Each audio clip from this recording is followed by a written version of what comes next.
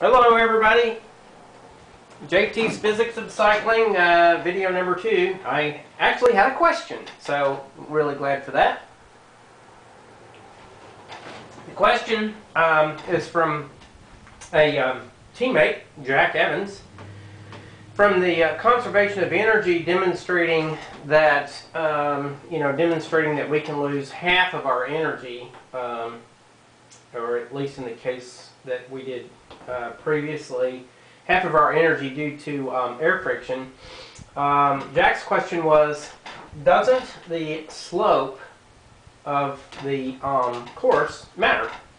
And if we had approached the physics problem from a conservation of energy standpoint, no, the slope does not matter. And I'll go ahead and demonstrate why. We solved the problem previously in video 1 that the energy in has to be equal to the energy out. Now the energy in and the energy out, well, let's just say this, the energy out could be our kinetic energy plus the energy lost due to friction of all sorts. So we don't want to approach it that way. We only want to approach it from the fact that the rider is riding down a slope of a certain grade, or with a degree of incline or decline. The problem we set up previously was the height of a hill of 250 feet. So to solve the problem using grade, we're going to need to invoke some trigonometry. So let's go ahead and draw a free body diagram here. Of course, that doesn't look much like a cyclist, but yeah, anyway. We want to consider the forces that are acting, the force that is acting on the rider here. We have a force of gravity that's acting perfectly downward toward the center of the earth. And this force is a vector, of course, and we're going to have to apply vectors. So we also, the actual resultant force is what's pulling us down the hill, and it's only a component of gravity. And that's where the angle actually does matter.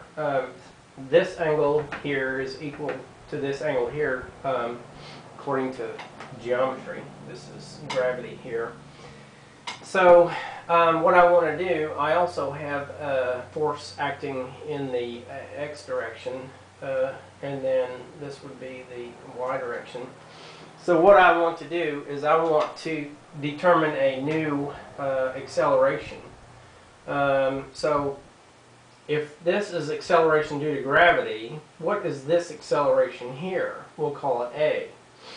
So perfectly vertical, my acceleration is gravity. But it's going to be reduced by a good factor because of this angle theta. Now let's go ahead and determine the value of theta.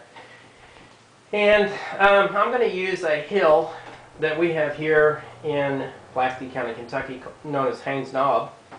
And the height of the knob, the vertical displacement, say this is 0, is right at 250 feet. But the slope, the length of the slope here is about 3/4 of a mile. So 0.75 miles, or 3,960 feet.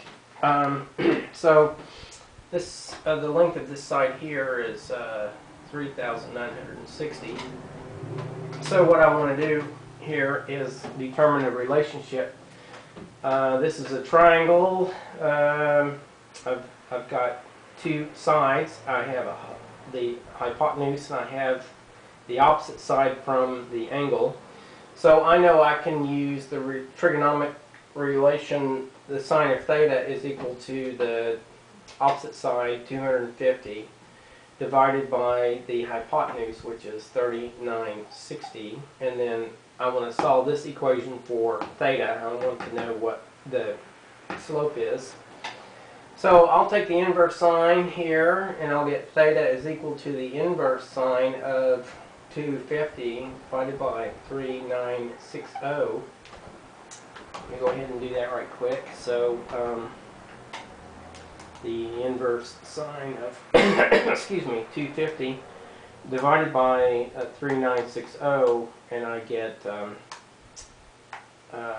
a degree of 3.6. Theta is equal to 3.6 degrees. Okay, so now I'm ready to go ahead and apply this information to my problem. If I were going to fall straight down the hill, I would be accelerating at gravity, or 32 feet per second. But I'm not falling vertically. I'm falling at an angle from the vertical.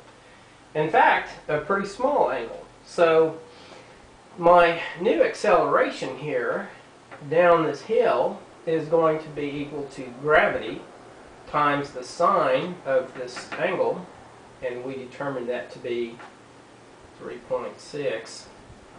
Now gravity is, if I were allowed to fall just straight down, I would fall at a rate of 32 feet per second squared, and then the sine of,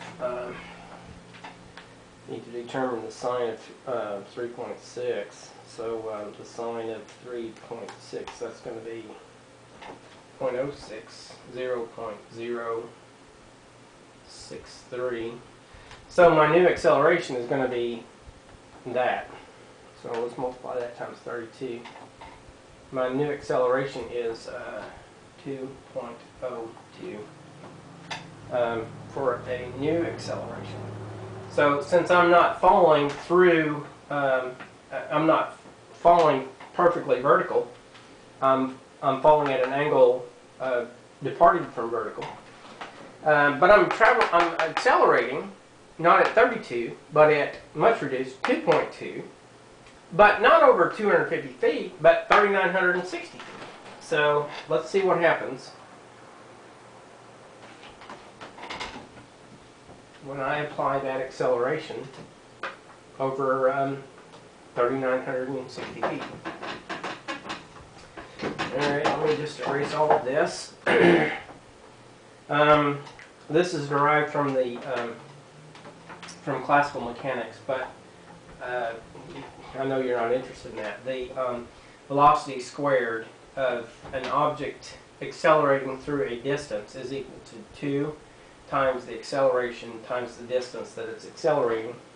I'm going to go ahead and solve this for v by taking the square root of both sides, so that v is equal to the square root of 2 times the acceleration times the distance it's accelerating.